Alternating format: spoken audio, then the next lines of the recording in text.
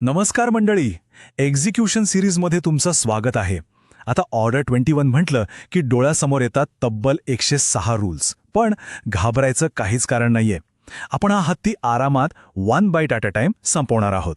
बघा, एक खूप फेमस म्हण आहे आणि ती अगदी खरी आहे. तुमच्या हातातली डिग्री म्हणजे फक्त एक कागद आहे, पण त्या कागदाचं खऱ्या पेशांमध्ये रूपांतर करण्याची जी जादू आहे ना, ती म्हणजे ऑर्डर 21.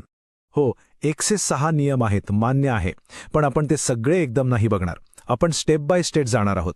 आणि आज आपण बघणार आहोत सगळ्यात पहिली आणि सगळ्यात महत्त्वाची पायरी.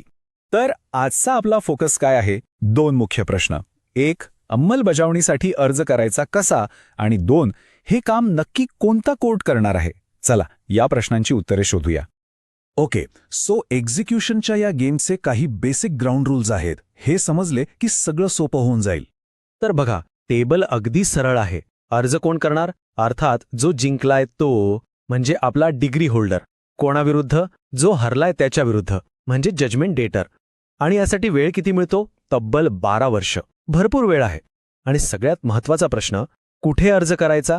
तर सेक्शन 38 सांगतं की ज्या कोर्टाने डिग्री पास केलीये त्याच कोर्टात. सिंपल. इथपर्यंत तर सगळं क्लिअर आहे, बरोबर?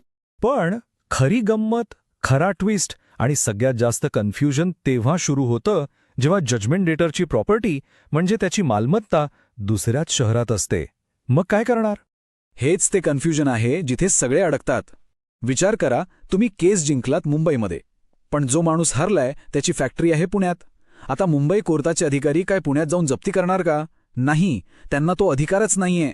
ते त्यांच्या ज्युरिस्डिक्शनच्या, त्यांच्या अधिकार क्षेत्राच्या बाहेर आहे. मग आता काय, अडकलो का आपण?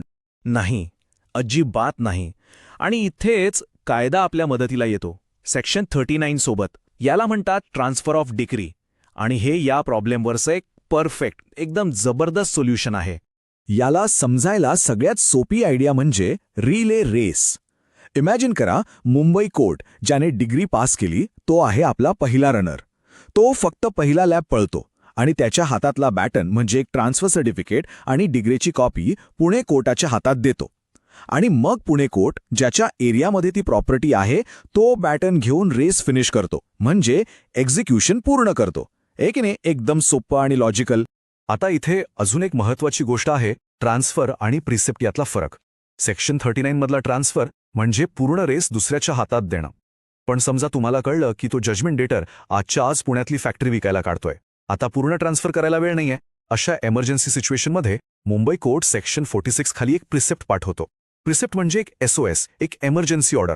पुणे कोर्टाला की थांबा, त्या प्रॉपर्टीला तात्पुरतं अटॅच करा, तिला विकण्यापासून थांबवा. ही एक तात्पुरती स्प्रिंट स्टार्ट आहे, पूर्ण रेस नाही. चला, आपण अर्ज दाखल केला, योग्य कोर्ट निवडलं. आता कोर्टाला सांगावं लागेल की आपल्याला नक्की काय हवंय, म्हणजे आपल्याला कोणतं शस्त्र वापरायचंय. रूल 11(2) आपल्याला काही ऑप्शन्स देतं. तुम्ही अर्जात लिहू शकता की साहेब, या जजमेंट डेटरला अटक करून तुरुंगात टाका, किंवा त्याची प्रॉपर्टी जप्त करा आणि विका, किंवा मग त्याच्या मालमत्तेवर लक्ष ठेवायला एका रिसिव्हरला नेमा. तुम्हाला तुमचा प्लॅन ऑफ ॲक्शन कोर्टाला सांगावा लागतो. पण थांबा, या खेळात अजून एक डाव बाकी आहे. हरलेल्या पक्षाकडे, म्हणजे जजमेंट डेटरकडे, या सगळ्या प्रोसेसला थांबवण्यासाठी एक हुकुमी एक्का असतो. तो कोर्टात उभा राहून म्हणू शकतो, थांबा, मी या निर्णयाच्या विरोधात हायकोर्टात अपील करणार आहे, त्यामुळे ही कारवाई तात्पुरती थांबवा. यालाच कायद्याच्या भाषेत म्हणतात स्टे ऑफ एक्झिक्युशन, ज्याबद्दल रूल 26 मध्ये सांगितलंय. म्हणजे अंमलबजावणीवर एक तात्पुरती बंदी. पण लक्षात ठेवा, हे काही इतकं सोपं नाहीये. ही एक सवलत आहे, हक्क नाही.